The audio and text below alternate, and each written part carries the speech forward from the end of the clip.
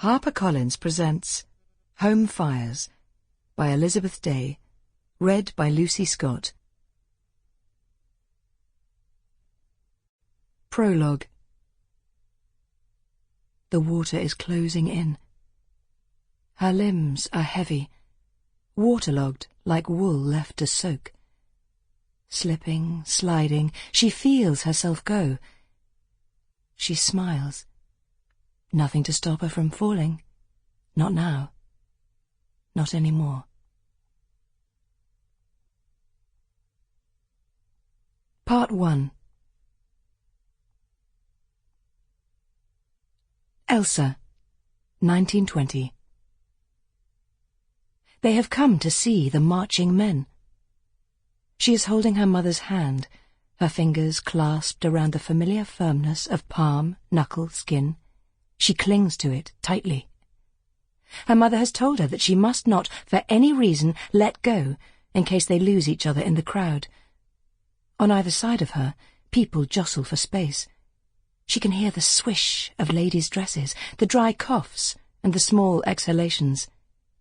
All around, there are legs and waists and shoes. She fixes her gaze on the back of a pale blue skirt directly in front of her, the heavy material gathered up in an old-fashioned bustle that sticks out as if it is a face, as though the skirt is talking to her.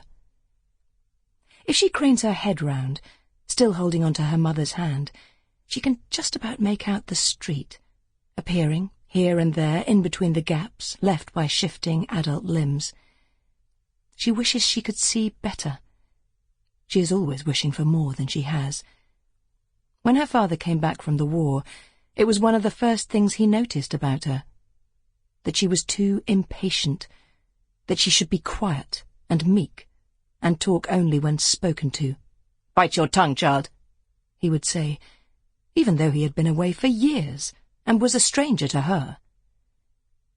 She stares through the crowd, trying to focus on the procession. Her mother has told her this is a solemn occasion. Solemn. She likes the sound of the word, dense and slippery on the tongue. There is a quick movement to one side of the blue skirt, a shifting swirl of something that Elsa takes seconds to make out. Squinting hard, she sees it is the brown-beige lacquer of a horse's hoof. From her vantage point, she can make out the silvery glimmer of its shoe, a crescent shape nailed neatly into the curve of its foot. The horse walks forward.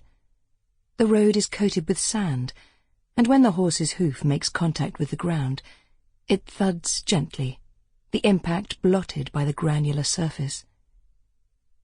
The pale blue skirt with the bustle moves to one side, so that Elsa now has an uninterrupted view of a broad sweep of street.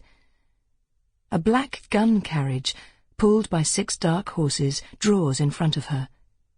One of the horses is more jittery than the others, bucking its head against the bridle, nostrils flaring and shrivelling as it walks past.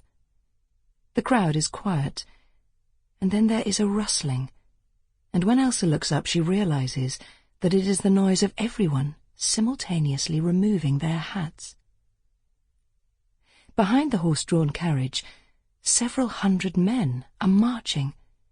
Their feet thump with simultaneous regularity on the ground, and behind that noise there is another, less definable sound of the clatter and jangle of metal. Thump-clatter, thump-clatter.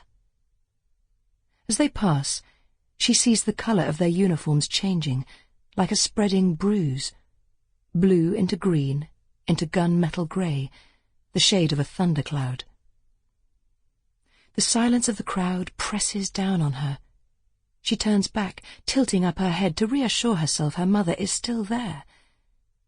When she sees her, Elsa notices that her mother's eyes are glinting, that the tip of her nose has reddened. She is still holding Elsa's hand, but her fingers have loosened. She seems distant, swallowed up by the men and women to her left and right, as if she is no longer Elsa's mother, but simply a person among many others. "Mama," Elsa whispers. Her mother bends down, leaning on the handle of her umbrella, bringing her lips level to Elsa's ears. "Yes," Sample complete. Ready to continue?